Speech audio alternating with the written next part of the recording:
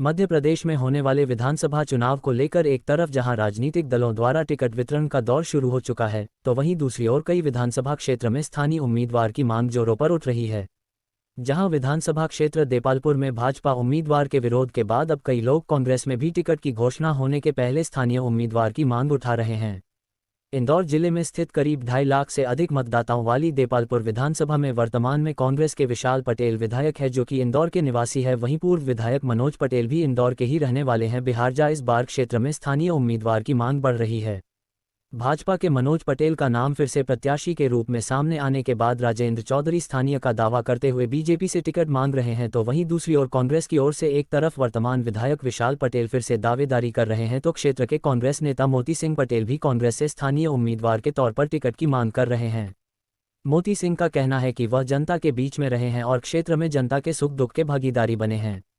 देपालपुर क्षेत्र के कई लोगों ने जहां मोती सिंह पटेल को कांग्रेस की ओर से स्थानीय उम्मीदवार बनाने की मांग की है, तो वहीं विशाल पटेल और कांग्रेस के चिन्ह पर जो भी प्रत्याशी चुनाव लड़ेगा उसके समर्थन में अपनी प्रतिक्रिया भी दी है। हालांकि मनोज पटेल को लेकर भी लोगों ने अपने सकारात्मक भाव प्रदर्शित किए हैं। मांग यहाँ पे दिखाई मेरी बात सुनो, आपसे सबको राम राम है, कोई दिक्कत नहीं। मध्य प्रदेश वाला की सबके राम राम। अपना मतलब ये है कि मोती सिंह पटेल के टिकट मिलनी चाहिए। क्या कह रहे हैं? स्थानीय उम्मीदवार का स्थानीय उम्मीदवार अभी कांग्रेस ने टिकट डिक्लेयर नहीं किया। अभी नहीं वो मोती सिंह पटेल के टिकट होनी चाहिए। अभी मोती सिंह पटेल जो दुग्ध संघ के अध्यक्ष है, क्या कहना चाहेंगे? किस तरह के काम किए उन्होंने? बहुत अच्छे आदमी, कोई दिक्कत नहीं। स्थानीय आप कहाँ पे रहते हैं? क्या नौगांव सर पर रहता हूँ। परेशानियाँ क्या क्या लग रही है आपको विधानसभा क्षेत्र में? कुछ परेशानी? बिल्कुल सगली परेशानी। क्या क्या? जैसे सगली परेशानी आपको नहीं बताऊँ। कहना कुछ काम नहीं हुआ है? कहीं भी नहीं हुआ। अभी क्या फसलें खराब हुई है बारिश में? क्या कहना? हाँ बिल्कुल हुई नहीं। उसका कोई मुआवजा वगैरह मिला? नहीं मिला अभी। और भाजपा ने जैसे बाहरी उम्मीदवार को घोषित कर दिया, तो क्या कहना चाहेंगे? अगर कांग्रेस स्थानीय उम्मीदवार को टिकट देगी तो उसको जीत मिलेगी? स्थानीय उम्मीदवार मोती सिंह पटेल होना चाहिए। ये सब भगवान से उनसे प्रार्थना करिए, अपन कमलनाथ जी से निवेदन करिए कि मोती सिंह पटेल के। आपका नाम बोल रहे हैं? उमेश चौहान, जनपद सदस्य। देपालपुर में एक प्रमुख मुद्दा तो अभी स्थानीय उम्मीदवार का है। अभी तक किसी ने स्थानीय उम्मीदवार दिया नहीं है और सभी आम जन की मंशा है कि देपालपुर विधानसभा का प्रतिनिधित्व स्थानीय उम्मीदवार ही करे तो सुख दुख में लोगों के काम में आ जाए। अब क्या है कि हमारे जनप्रतिनिधि बाहर के होते हैं, यहाँ से 70 किलोमीटर पड़ता है जाने में, तो मिल नहीं पाते, जब तक जाते निकल जाते हैं। तो इसलिए आम जन की एक ही भावना है कि एक बार हमको स्थानीय उम्मीदवार दिया जाए तो हम उसको भोपाल पहुँचाएंगे। इस बार भारतीय जनता पार्टी ने मनोज पटेल को यहाँ से वापस उम्मीदवार घोषित कर दिया है और वो बाहरी उम्मीदवार है। भाजपा से भी कुछ लोग विरोध कर रहे हैं, क्या कहना चाहेंगे? कांग्रेस पार्टी भाजपा दोनों में से दोनों की ओर से इस बार विरोध हो रहा है स्थानीय को लेकर। बिल्कुल स्थानीय की ओर से विरोध है और कांग्रेस पार्टी की तो बहुत दिनों से पिछले चुनाव 2018 में मांग थी कि कांग्रेस को स्थायी प्रतिनिधि दिया जाए, तो लोगों के सुख दुख में, अभी जैसे फसलें खराब हुई तो जनप्रतिनिधि आके खड़ा हो जाए, लोगों के सुख दुख में शामिल हो जाए। तो इसलिए लोग चाहते हैं कि हमारा जनप्रतिनिधि हमारे क्षेत्र का हो। कौन होना चाहिए स्थानीय में? सबसे नंबर 1 उम्मीदवार अगर है तो मोती सिंह पटेल ही है। कांग्रेस क्या कारण है? किस कारण से? मोती सिंह जी पटेल, जिनका व्यवहार बहुत सरल, सहज, लोगों के सुख दुख में शामिल होते हैं, किसानों के लिए लड़ाई लड़ते हैं, किसानों के लिए जेल तक भी गए हैं मोती सिंह जी पटेल, और हमेशा किसानों के हित की लड़ाई लड़ते हैं, आम आदमी की लड़ाई लड़ते हैं, व्यापारी की लड़ाई लड़ते हैं, छात्र की लड़ाई लड़ते हैं, सबकी लड़ाई लड़ते हैं आदरणीय मोती सिंह जी पटेल। आपका नाम बता दीजिए। नरेंद्र मकवाना। कहाँ पे रहते हैं आप? सगड़ोद। इस बार पूरे प्रदेश में जनता ने अपना मूड बना लिया है कि कमलनाथ जी को प्रदेश का मुख्यमंत्री बनाना है। 2018 में भी यहाँ की जनता ने कमलनाथ जी को अपना मुखिया चुना था। भारतीय जनता पार्टी के नेताओं ने कांग्रेस के कुछ गद्दारों से मिलकर सरकार यहाँ की गिरा दी और उसका परिणाम है कि 3.5 साल में यहाँ की जनता भुगत रही है। किसी भी प्रकार के कोई निर्माण कार्य यहाँ पर नहीं हुए और आगामी 2023 में भी जनता ने अपना मूड बना लिया है कि कमलनाथ जी को मुख्यमंत्री बनाएंगे। ये निश्चित तौर पर आपको आगामी 2 महीने में दिख जाएगा।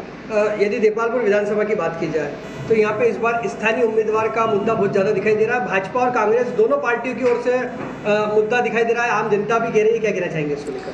देपालपुर विधानसभा के समस्त मतदाता हमेशा इन्होंने कांग्रेस के पक्ष में मतदान किया है, पर जब भी यहाँ पर स्थानीय उम्मीदवार की मांग उठी है और दोनों तरफ से अगर बाहरी उम्मीदवारों को अवसर मिला है तो एक बार कांग्रेस का उम्मीदवार और दूसरी तरफ बीजेपी का उम्मीदवार, कांग्रेस के पद पे रहते हुए विधायक आज तक दूसरी बार यहाँ पर रिपीट नहीं हुआ है और इस बार आम जनता ने ये अपना मन बना लिया है। जहाँ एक और भारतीय जनता पार्टी ने जनता की मांग को ठुकरा कर बाहरी उम्मीदवार मनोज पटेल को यहाँ से घोषित कर दिया है। अब यहाँ की जनता कांग्रेस की तरफ देख रही है कि अगर वो प्रत्याशी बदलकर स्थानीय व्यक्ति को अगर मौका देगी तो निश्चित यहाँ से कांग्रेस विजयी होगी।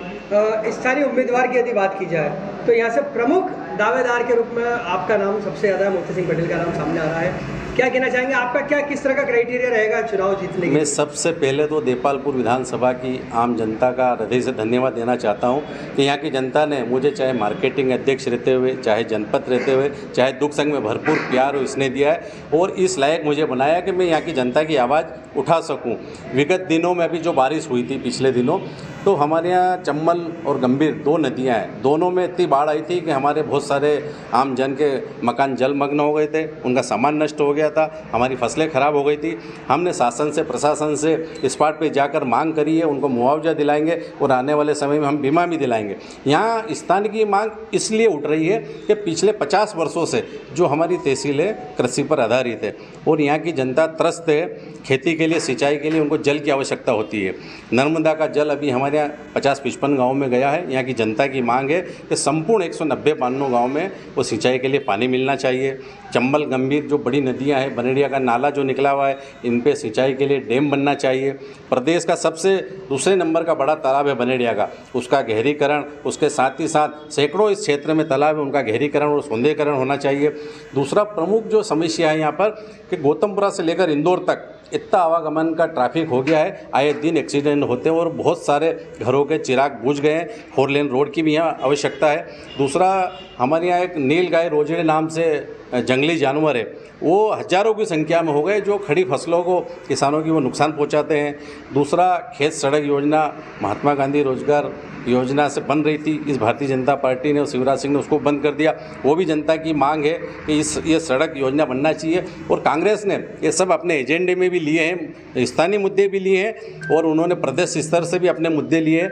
किसानों की समस्याओं को भी हल करने का उन्होंने अपने घोषणा पत्र में लिया है। यहाँ पर देखा जाए तो शिक्षा और चिकित्सा दोनों सुविधाओं की देपालपुर के अंदर जरूरत दिखाई दे रही है, क्या कहना चाहेंगे? कॉलेज में किस तरह की सुविधा है, कौन कौन से कॉलेजों की सुविधा है? देपालपुर विधानसभा में 4 नगर है जहाँ पर लगभग 15 से 20 हज़ार की आबादी है।